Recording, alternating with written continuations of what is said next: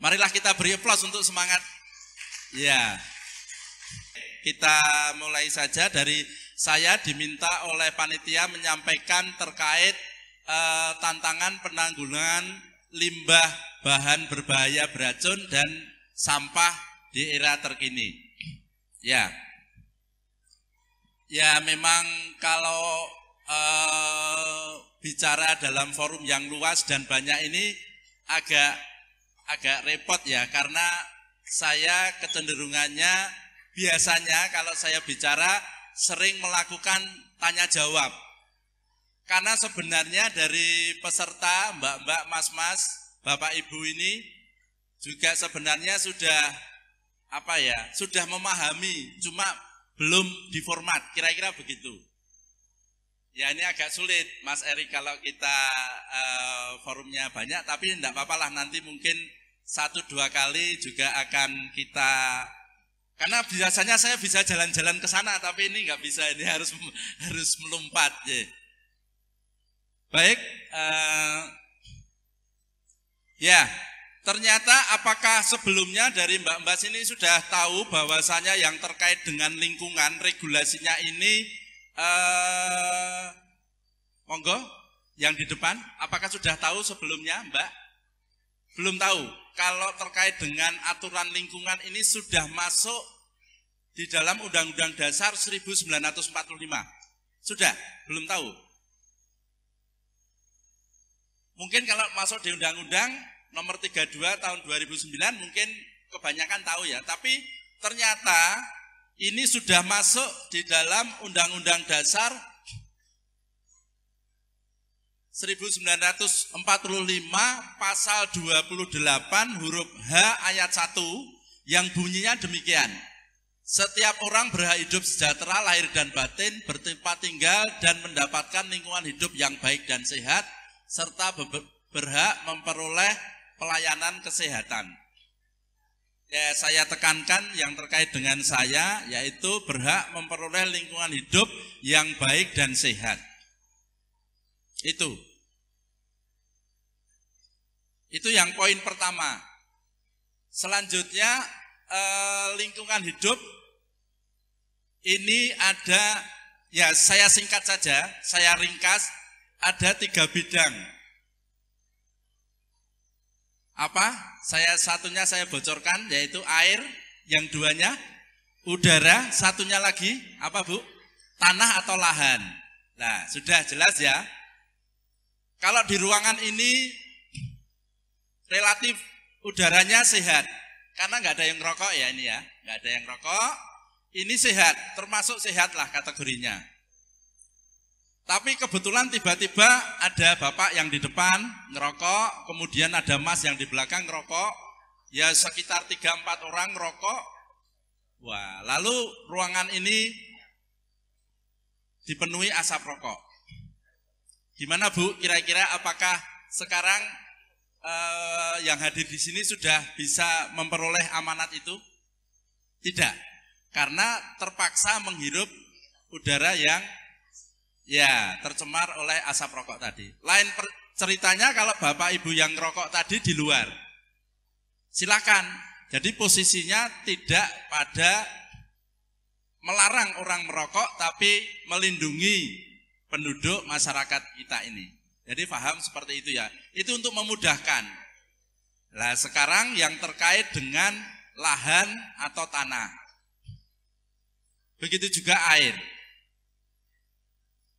Sehingga singkat cerita, apakah boleh yang namanya limbah B3 itu dibuang di sembarang tempat, entah itu di tanah, entah itu di air, atau di laut, ataukah di tanah? Kira-kira boleh atau tidak, Bapak? Mbak? Boleh atau tidak? Tidak. Ya, tidak boleh.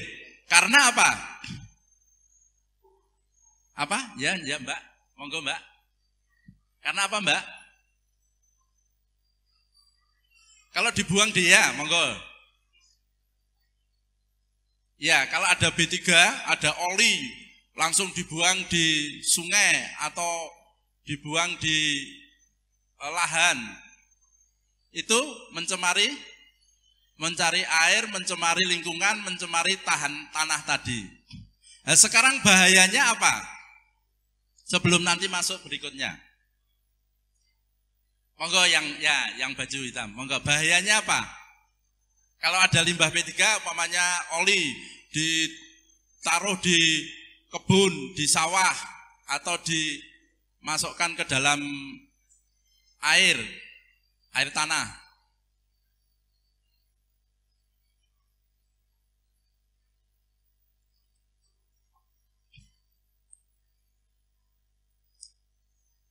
Ya, satu kalau di air sungai mungkin tanahnya bisa mati. Kalau yang di air tanahnya tidak subur, atau mungkin juga bisa hidup tanaman, tapi ternyata pokoknya itu ada tanaman kangkung atau tanaman pepaya, ada unsur-unsur logam beratnya masuk ke dalam tanaman tadi, persisten di dalamnya, dan setelah kita makan berada di dalam tubuh kita. Bahaya enggak? Disitulah baru sadar kita, oh begitu toh. Jadi yang penting latar belakang itu kita tahu, sehingga nanti kalau perusahaan, industri, rumah sakit harus mengelola limbah B3 itu punya dasar dari sisi teknis, esensi kesehatan yang kuat, bukan karena hanya diperintah oleh undang-undang, bukan hanya diperintah oleh pemerintah ataupun kementerian ataupun Pemda. Jadi sudah paham ya. Jadi kalau seperti itu dibuang di air tanah, nanti juga diminum, kita bisa logam-logam berat itu masuk ke dalam tubuh kita. Begitu juga kalau di tanah dipakai untuk hidup, ada bayam, ada kangkung, ada pepaya, itu juga nanti masuk ke dalam tubuh. Penjenengan juga sudah tahu kalau logam berat di dalam tubuh nanti dampak-dampaknya bisa macam-macam. Mungkin bersifat karsinogenik, jadi nanti juga menimbulkan kanker dalam tahap kurun waktu tertentu. Ya, jadi sudah paham mengapa pentingnya kita menjaga lingkungan, air, tanah, dan udara terhadap limbah, dalam hal ini limbah B3, bahan berbahaya dan beracun. Baik. Ya, ini di dalam setelah Undang-Undang Dasar, yaitu di bawahnya ada Undang-Undang Nomor 32 Tahun 2009 tentang perlindungan dan pengelolaan lingkungan hidup. Jadi dari yang tertinggi Undang-Undang Dasar 1945, lalu di bawahnya Undang-Undang Nomor 32 Tahun 2009 tentang perlindungan dan pengelolaan lingkungan hidup. Nah, ini diantaranya pasal 59, setiap orang yang menghasilkan limbah B3 wajib melakukan pengelolaan limbah B3 yang dihasilkannya.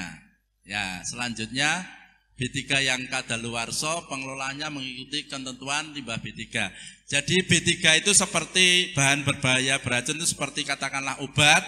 Pada saat kadaluwarsa melebihi waktunya itu sudah masuk limbah B3. Dulunya B3 saja, belum jadi limbah, tapi begitu kadaluwarsa sudah menjadi limbah. Nah, kemudian dalam hal setiap orang tidak melakukan sendiri pengelolaan limbah B3,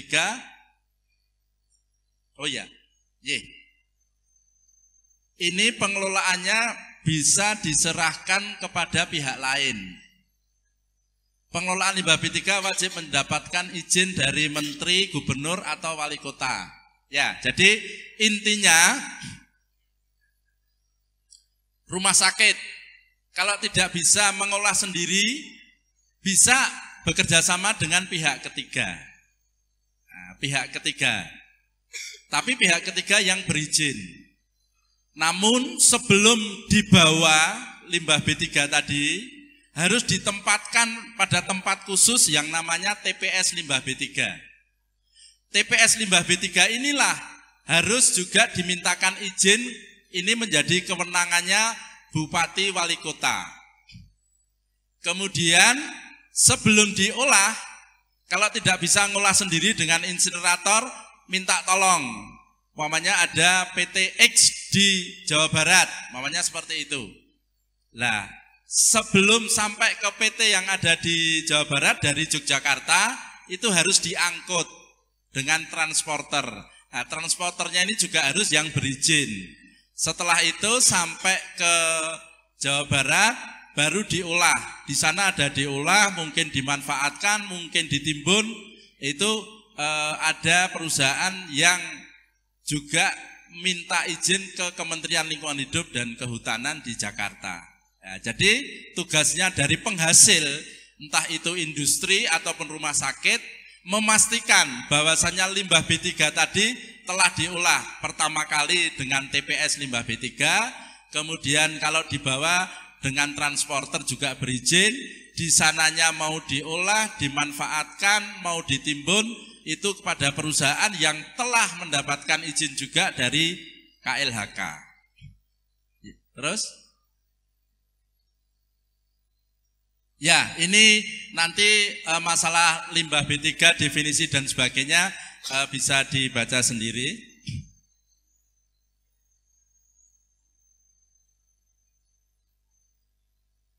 Ya. Terus, next. Ya, sampai saat ini berdasarkan Peraturan Menteri Lingkungan Hidup nomor 56 tahun 2015, ini yang wajibkan ada 3 fasilitas pelayanan kesehatan yang harus melaksanakan hal tersebut, yaitu pusat pelayanan kesehatan, klinik, dan rumah sakit. Sedangkan ada PP yang baru itu menjadi 10. Tapi ini masih perlu peralihan, tapi yang penting 3 ini dulu supaya ini menjadi wajib. Next. Ya, tadi saya singgung, ini penjelasan berikutnya. Limbah B3 ini tadi sebelum prinsipnya limbah B3 ini harus dipastikan dari mulai lahir sampai mati, ini harus dipastikan dikelola. Dikelola oleh institusi, oleh pihak yang mempunyai izin. Jadi kalau seandainya ada rumah sakit yang punya TPS limbah B3 sendiri, setelah itu mau mengolah sendiri dengan insineratornya, boleh. Tapi insineratornya harus mempunyai izin dari KLHK. Setelah insineratornya ada sisa fly ash dan bottom ash-nya itu juga termasuk limbah B3, ini harus ditimbun, harus diangkut juga. Ini juga dipastikan harus yang mengangkut dan nanti yang ditimbun di suatu tempat itu juga harus mempunyai izin. Jadi pengelolaan limbah B3 dari mulai penyimpanan, ini penyimpanan sementara, pengangkutan, pemanfaatan, ada yang dimanfaatkan untuk jenis keramik, untuk jenis kaca tertentu, ada itu, sudah bisa dikerjasamakan. Dulu PT JI Lighting juga kerjasama, ini memungkinkan. Kemudian ada yang diolah tadi dengan insinerator, dan yang terakhir bisa juga ditimbun, ini yang sudah pada saat sudah nggak bisa diapa-apakan, ya terpaksa ditimbun, tapi dengan teknologi yang aman. Inilah mengapa izin itu penting. Terus next.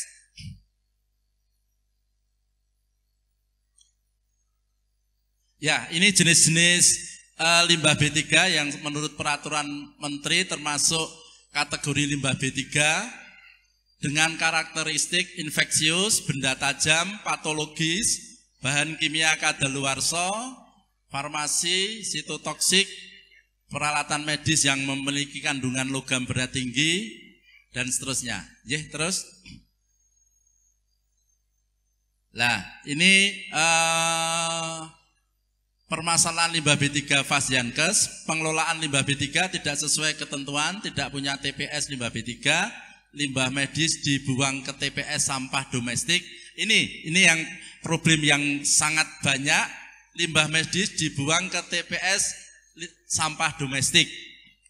Jadi harus dipisahkan sampah domestik dengan limbah B3 itu pengelolaannya lain. Itu yang paling penting. Kemudian untuk Fasiankes ini ada aturan tambahan selama waktu 2 kali 24 jam. Ini harus diolah, harus dipastikan terolah. Kalau tidak ya butuh cold storage. Ya karena mungkin pihak ketiga masih belum mampu dalam 2 hari sekali untuk mengambil, tapi harus disimpan di cold storage. Ya terus. Nah ini problema selanjutnya adalah di Indonesia ini hanya ada 6 jasa pengelolaan limbah B3 medis yang sebagian besar di Pulau Jawa, 1 di Kalimantan Timur. Sementara rumah sakit mengolah limbahnya sendiri tidak ekonomis sehingga memilih untuk bekerja sama dengan pihak ketiga. Sehingga ini di sini mungkin ada dari Rumah Sakit Bethesda Jogja, ada yang hadir? Bethesda Jogja, enggak ada?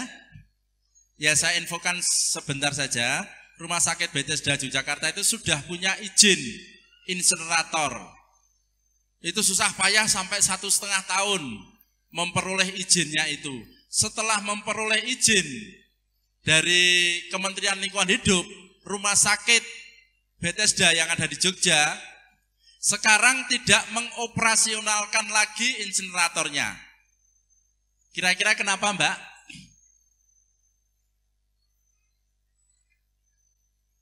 Kalau persyaratan teknisnya sudah oke, dapat izin dari Kementerian Lingkungan. Coba ditebak aja, kira-kira apa? Mbak, berikutnya di belakangnya. Apa, Mbak? Kok tidak mengoperasionalkan lagi? Apa, Mbak?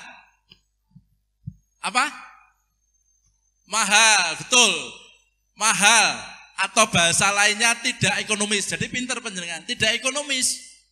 Karena hanya melayani untuk rumah sakitnya sendiri. Mohon maaf Pak Agus, waktunya habis.